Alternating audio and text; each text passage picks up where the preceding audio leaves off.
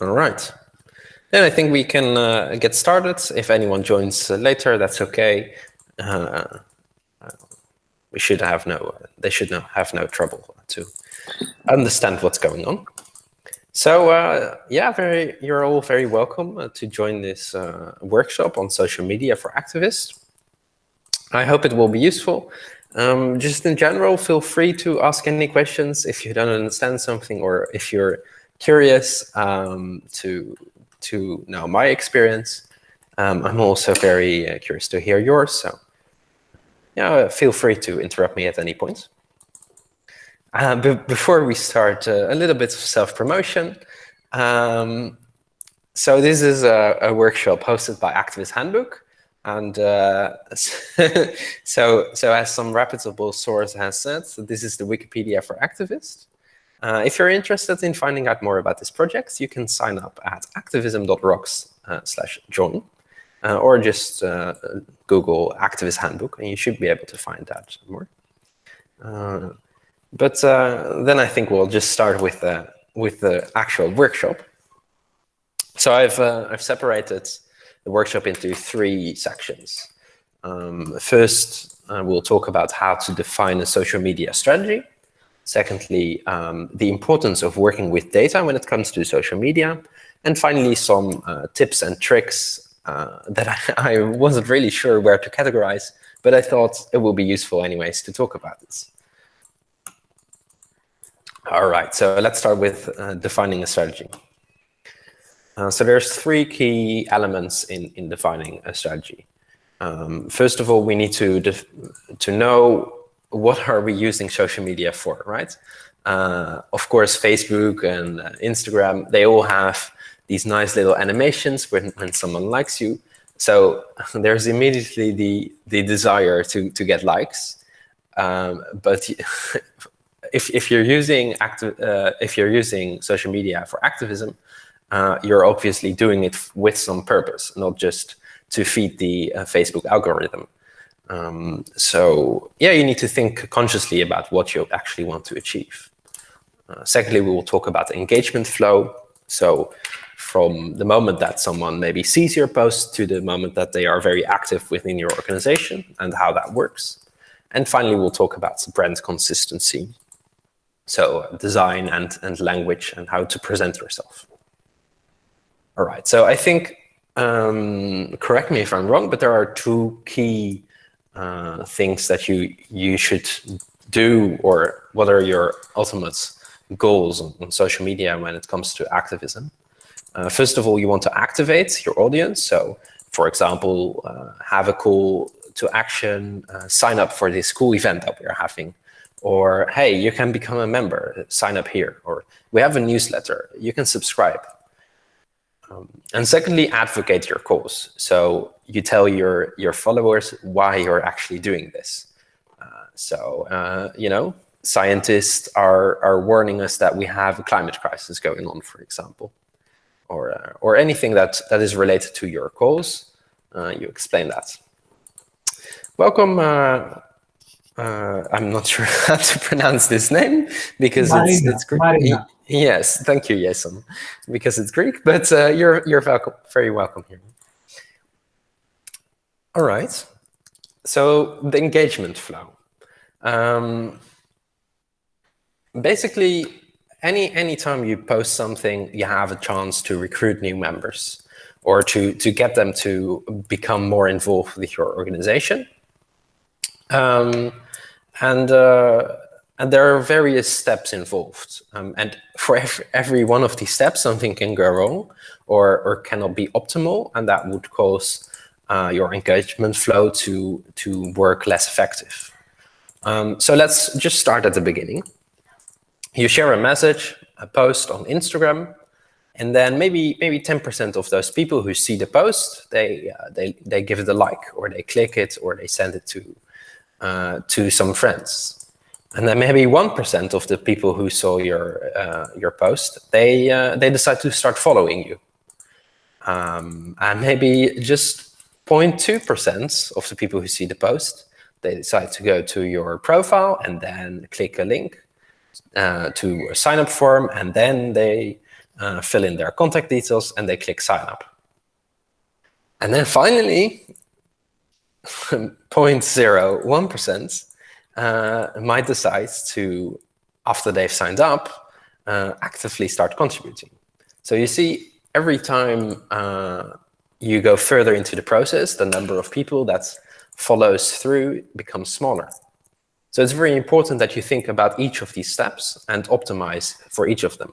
Because if the post isn't good and no one likes it, then you will probably also get less signups and you will get less people to start contributing. And it's good to know that these numbers are just rough estimates, right? They are not based on any real data. They're just an example. All right. So it's a very introductory workshop. This, so if anything is too briefly discussed, feel free to interrupt me. But I think I will just discuss the most important points. Brand consistency. So how can we use design and language to share your message in a consistent way? So I have two examples. This is basically two ways to convey the same message, right? Where we are having a climate crisis, for example. That's something that this post could be about. And I think it will immediately show that they are both very different. The tone of the text is different, but also the visual identity looks very different. And I think it's important that you match these. So if you're, a shouty organization and you want to draw as much attention and with, bold statements, you might also want to reflect that in your design language. And it's important to be consistent in that so that people start to recognize your brand and they understand what kind of organization you are. And you can do the same with language, right? So you could imagine that some advocacy group has written a report and they write a post about it, urging the minister to mitigate the effects of climate change as outlined in their report. Right? That's very formal, very formal. So this organization is very much engaged with internal change, and there's also another way to talk about this issue, which is "fuck this, we want to live," and that's a very different language, right? I'm not to say that either of these is better, I think it very much depends on your organization. So you need to define what kind of language fits your organization and use that to convey your message more effectively. It's not only about what you're saying, but also how you're saying it. All right.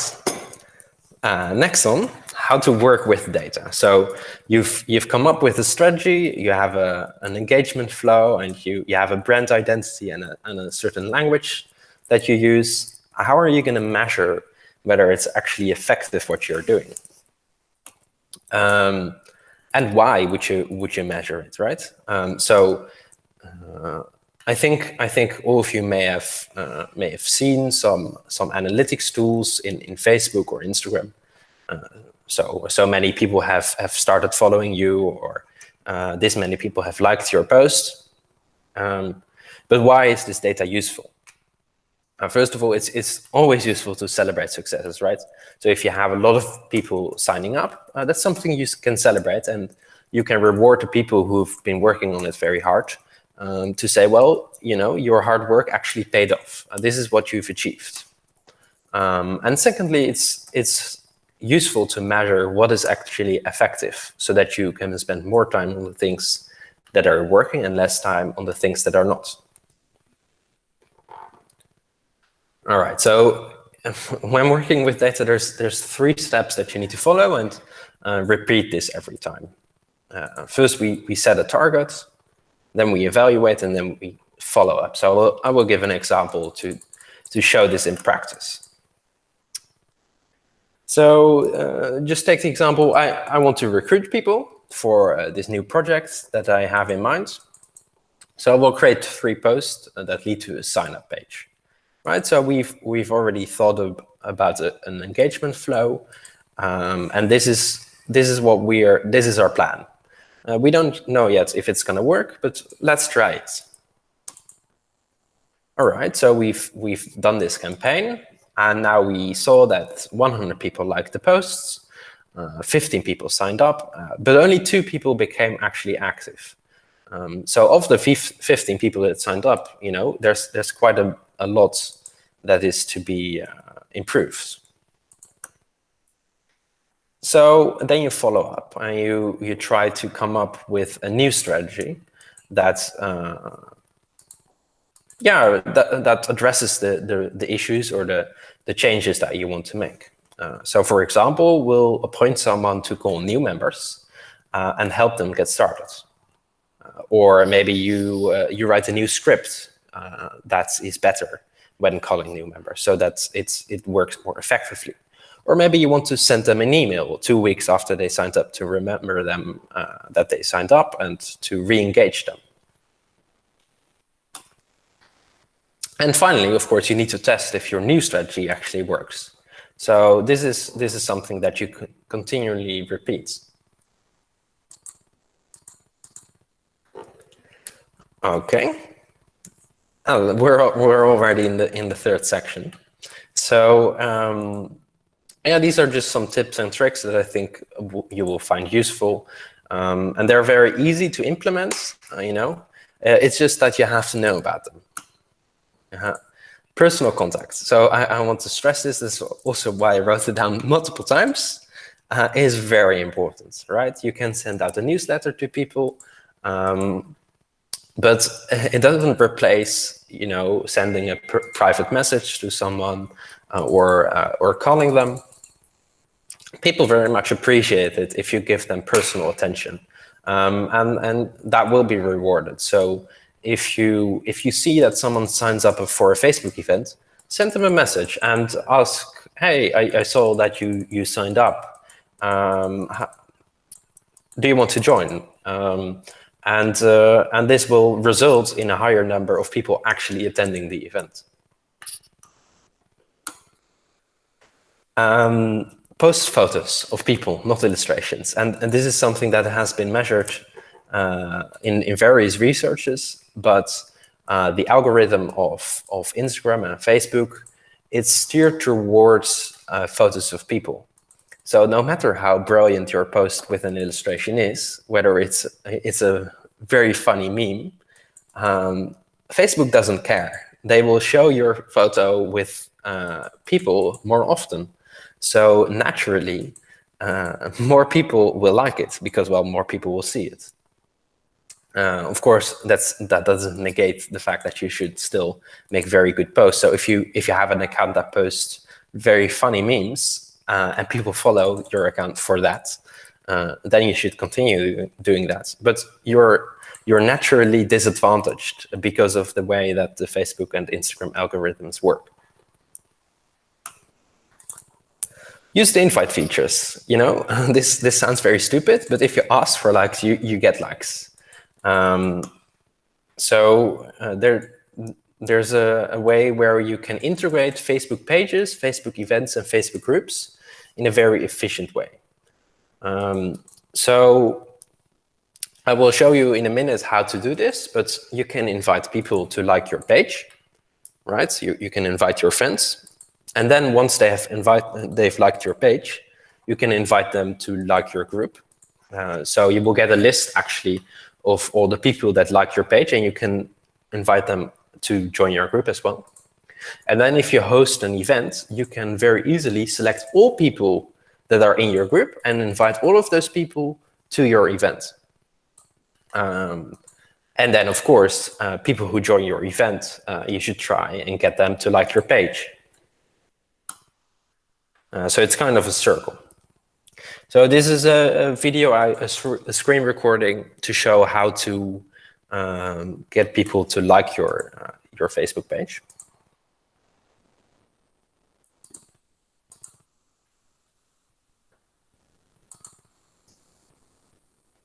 Right, so you can just select everyone I can show it again. Right, and you might think, well, that's a bit intrusive. Why would I ask all of my Facebook friends to like my page?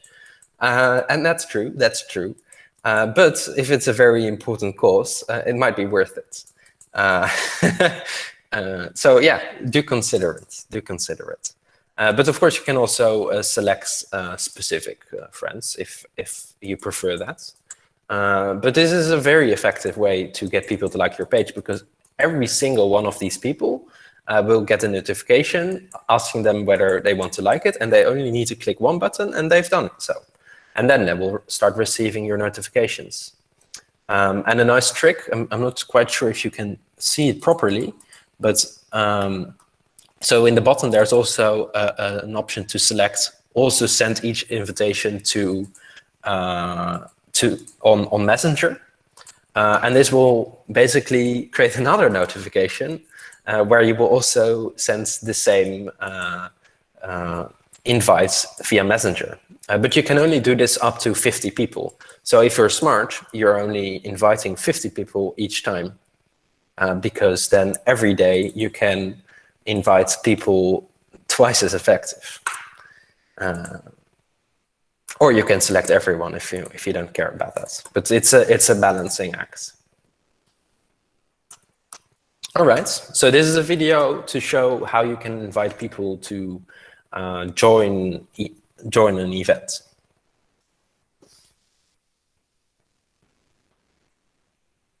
So what you can see here is that you can very specifically select people from your friends, from your friend circle. So you can invite friends that joined a previous event, or you can invite friends that joined a Facebook group. So if you have a Facebook group and you add your friends to that group, you can very easily invite all of your friends that are interested in your organization. And again, just select all if you have selected the right group, and then you can send the invitation. So as you may have seen, there is a limit on the number of people that you can invite.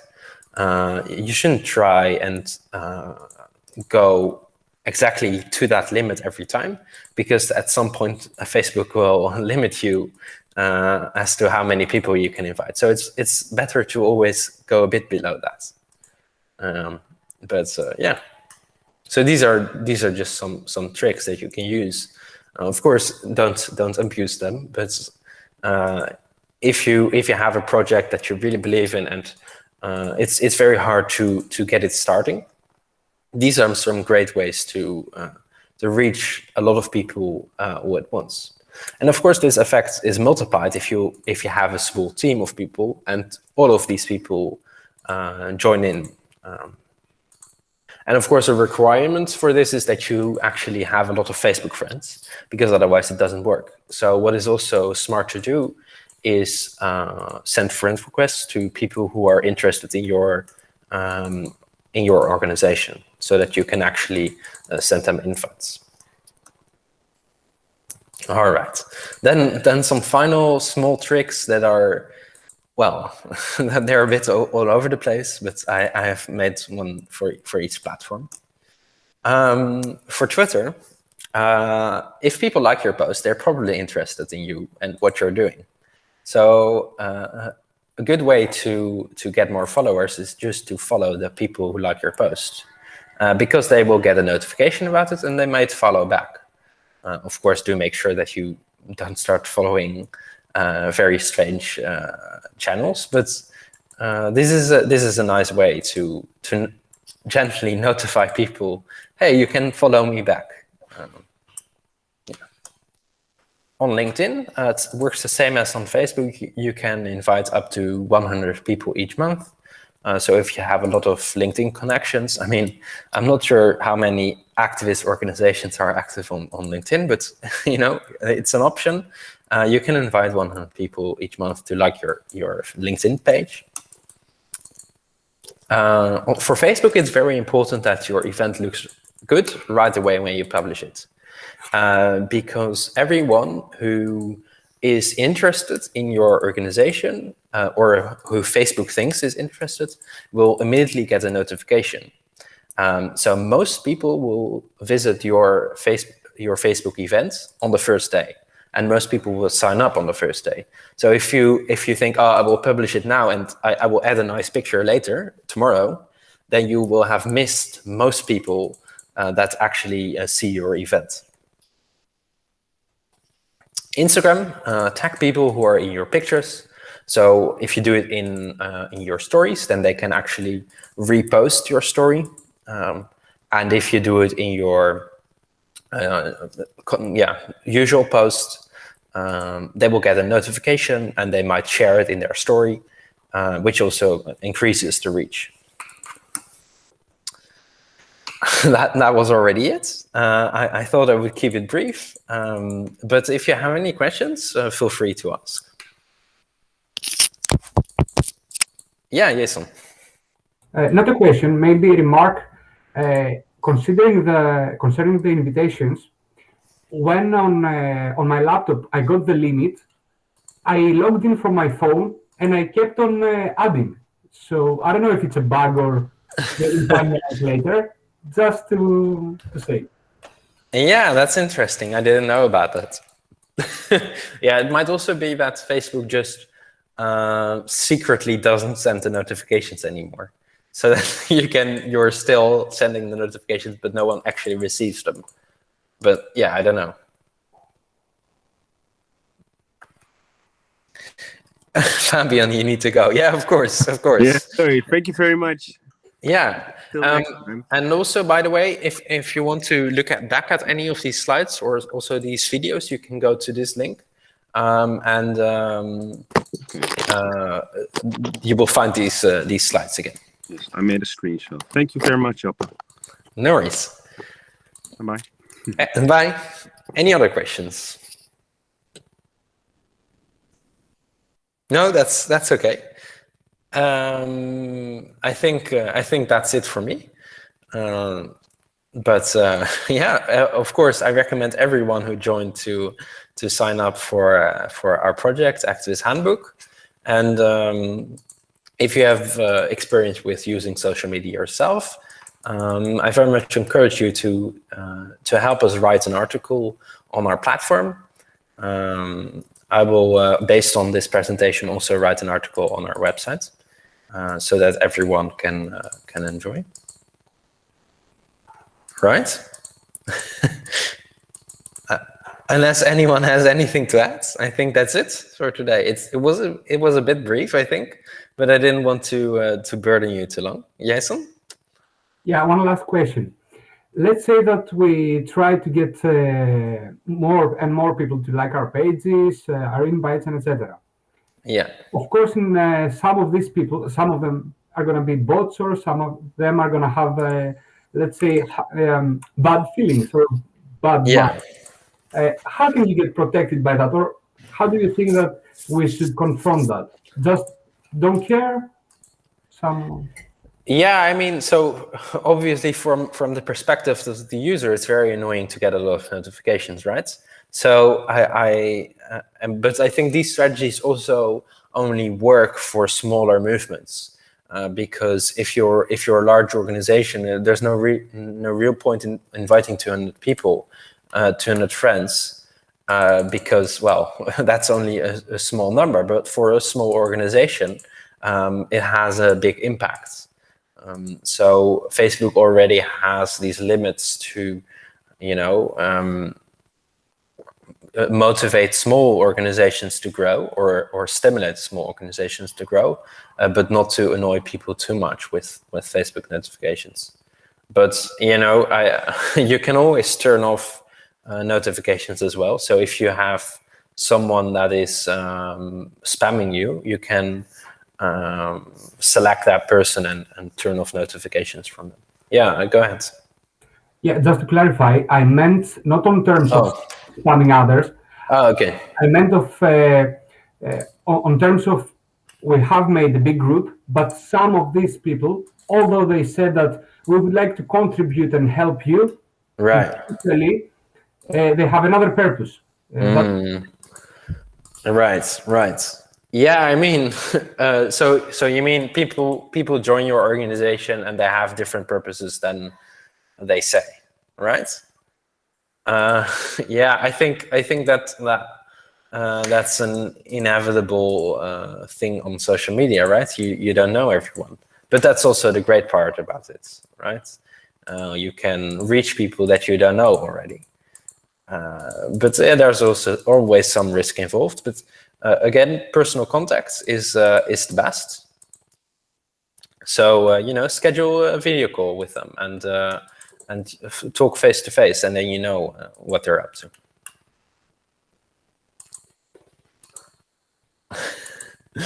All right, I think that was it. Then I will stop the recording. Let me find the button.